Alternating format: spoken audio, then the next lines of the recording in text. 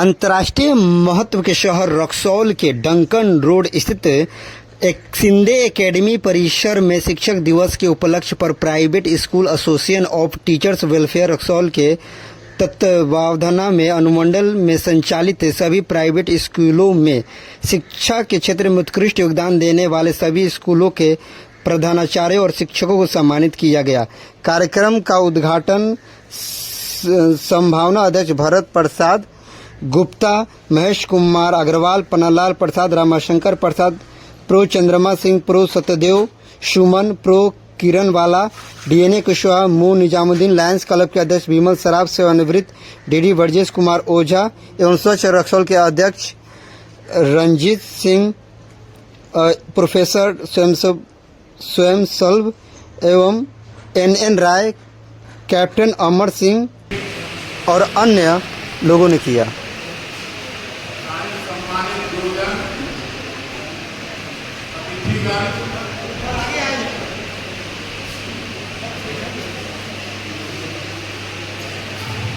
ने कहा आपको आना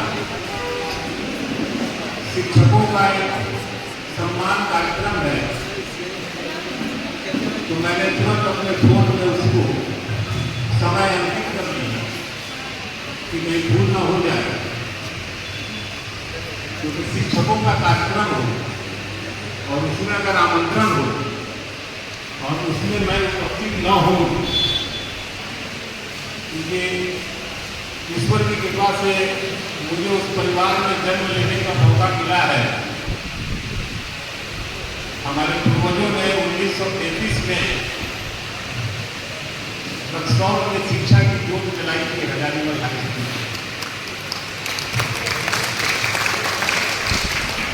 शिक्षकों का कार्यक्रम हो और उसमें मेरी उपस्थिति न हो, निमंत्रण के बाद तो शायद ये मेरा दुर्भाग्य होगा, लेकिन आज मैं सौभाग्यशाली समझता हूँ कि आप गुरुजनों के बीच मुझे उपस्थित होने का अवसर मिला।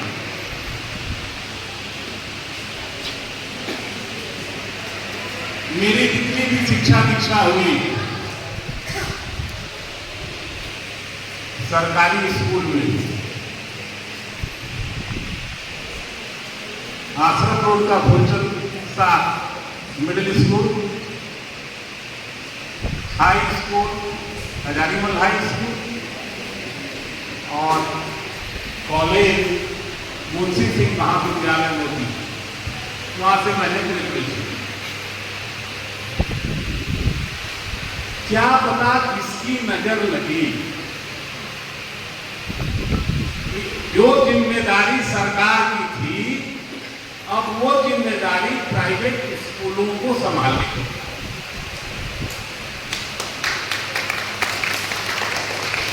और बड़ी सफलतापूर्वक मैं कह सकता हूं कि शायद प्राइवेट स्कूल न होते क्या होता। हमारे डीडी साहब ने मेरे बातों को पूरा किया, तो क्या हो। प्रश्न यहां पे ये उठा, धनानंद पैदा हो गया, चाणक्य की खोज। जब व्यवस्थाएं बिगड़ी तो धनानंद को चैलेंज किसने किया? एक शिक्षक ने चैलेंज,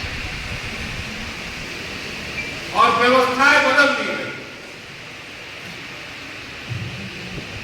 तो धनानंद तो है, चाणक्य आप ही लोगों को पैदा करना है, और इस नीति से यदि आपने अपने कर्म को पूरा किया, एक पीढ़ी तो बर्बाद हो चुकी है भाई। मैं ये नहीं कहता एक पीढ़ी नहीं, अगर एक पीढ़ी की गणना की जाए तो 20 वर्ष की पीढ़ी होती है। 1980-82 के बाद जो क्षरण होना शुरू हुआ, तो मैं आज ये दावे के साथ कह सकता हूं कि 2 पीढ़ी, 1.5 पीढ़ी मान केवल डिग्री और खिचड़ी में रह गई।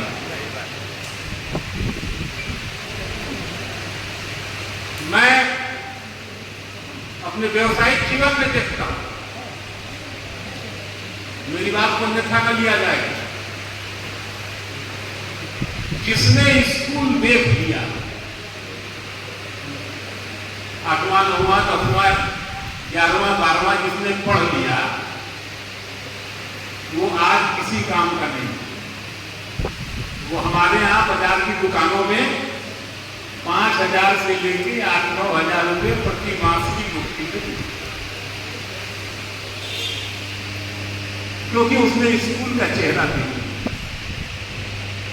और मेरे घर के पीछे एक ट्रांसपोर्ट कंपनी है, और जिसने स्कूल नहीं देखा, तो जो 5,000-8,000 की नौकरी करता है दुकानों में, वो साइकिल से घर से आता है, क्योंकि वो एफर्ट नहीं कर सकता। लेकिन जिसने स्कूल नहीं देखा है, वो स्प्लेंडर और जीप ग्रुप में आता है, और उसकी ट्रांसपोर्ट कंपनी में उसका लेबर का कपड़ा टंगा रहता है।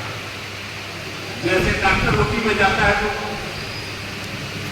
अपनी वेशभूषा बदलता है, वो भी अपने सूट बूट को छोड़ के लेबर का कपड़ा पहनता है, और शाम को 1,500 से 2,000 रुपया एक आदमी बांट के जाता है।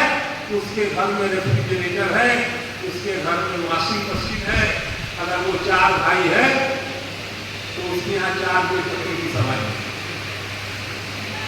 कहाँ जा रहे हैं हम? किस शिक्षा की बात कर रहे हैं? क्यों खरबों अरबों रुपये खर्च किए जा रहे हैं सरकार की तरफ से? मैं आपके इस मंच से सरकार को कहना चाहता हूं, आप अपने स्कूलों को बंद कर दीजिए, प्राइवेट स्कूल वालों को फंडिंग कीजिए, और बच्चों को अच्छी शिक्षा दीजिए। उस काबिल बनाइए शिक्षा, उस शिक्षा से उस बच्चे को उस काबिलियत में लाइए कि वो 20,000, 25,000, 30,000 रुपया महीना कमाने लायक हो। बहुत समय न लेते हुए मेरी जो पीड़ा थी मैंने आप लोगों के सामने व्यक्त की है। आप लोग अच्छा काम कर रहे हैं, मेरी शुभकामना है, लेकिन मेरी आंखें एक चाणक्य को खोज रही है जो धनानंद को चैलेंज कर सके। इसी वाणी के साथ मैं अपनी वाणी को विराम देता हूं। बहुत बहुत धन्यवाद। थोड़ा सा समय और लेंगे महेश बाबू। बीच संत हमारी परंपरा रही है अतिथि देवो भव, और हम अपने प्रदेश अध्यक्ष से आग्रह करता हूँ वे मंच पर आए और हमारे अनुमंडल के सदस्य जागरूक हैं आपको सम्मानित करने के लिए। नहीं, एक प्रशस्ति पत्र भी है आपके जैसे लोगों के लिए।